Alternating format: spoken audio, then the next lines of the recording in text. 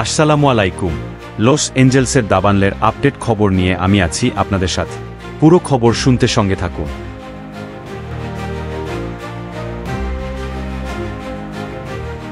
এই পর্যন্ত দক্ষিণ ক্যালিফোর্নিয়া, বিশেষ করে লস অ্যাঞ্জেলেস এলাকা বিধ্বংসী দাবানলের সাথে লড়াই চালিয়ে যাচ্ছে, বিশেষ করে পালিসেডস এবং ইটন দাবান। এই অগ্নিকাণ্ডের ফলে কমপক্ষে ২৭ জন নিহত হয়েছে এবং ১২টিরও বেশি কাঠামো ধ্বংস হয়েছে, যা ৬০ বর্গ মাইলেরও বেশি জমিকে প্রভাবিত করেছে। New York post.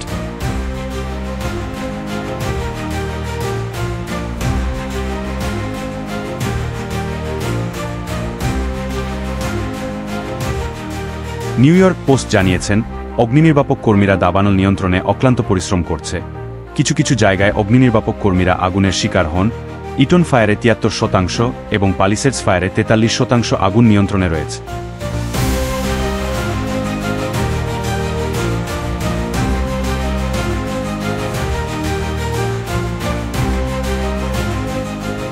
National weather service দমকা বাতাসের জন্য সতর্কতা জারি করেছে।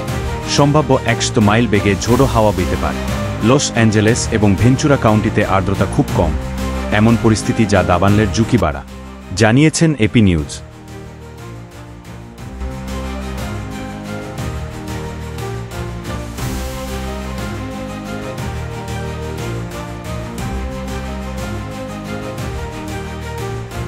দাবানল লস অ্যাঞ্জেলেসের দৈনন্দিন জীবনকে উল্লেখযোগ্যভাবে প্রভাবিত করেছে।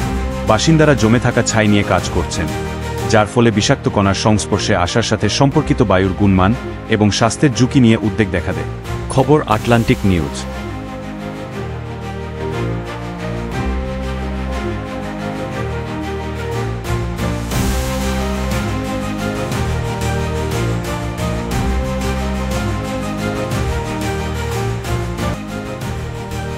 সংকটের প্রতিক্রিয়া হিসাবে দক্ষিণ নেভাদা সহ বিভিন্ন অঞ্চলের অগ্নিনির্বাপক কর্মীদের দাবানল মোকাবেলায় সহায়তার জন্য মোতায়েন করা হয়েছে। সূত্র ফক্স ভেগাস।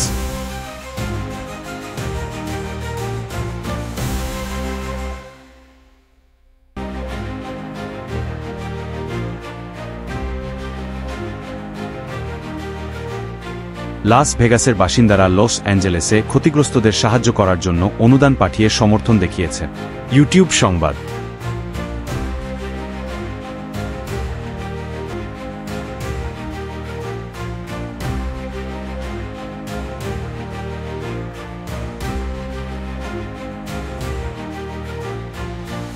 দক্ষিণ ক্যালিফোর্নিয়ানরা দমকা হাওয়া এবং দাবানলের উচ্চতর ঝুঁকির জন্য প্রস্তুত হচ্ছে।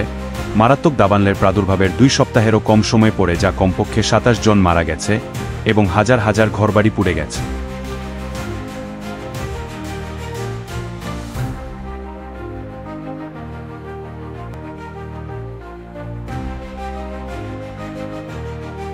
বাসিন্দাদেরকে একটি জরুরি কিট তৈরি করা এবং গাড়ি রাখার মতো স্থানান্তর করার জন্য প্রস্তুত হওয়ার জন্য পদক্ষেপ নেওয়ার আহ্বান জানানো হয়েছে।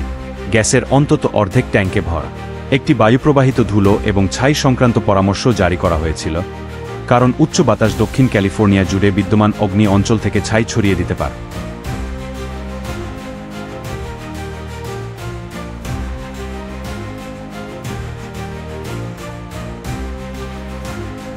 দমকলকর্মীরা প্যালিসেডস আগুনের পরিধিতে অগ্রগতি করেছে, যা প্রশান্ত মহাসাগরীয় উপকূলের কাছে ৩৭ বর্গ মাইল ৯৬ বর্গ কিলোমিটার এরও বেশি কালো করে দিয়েছে।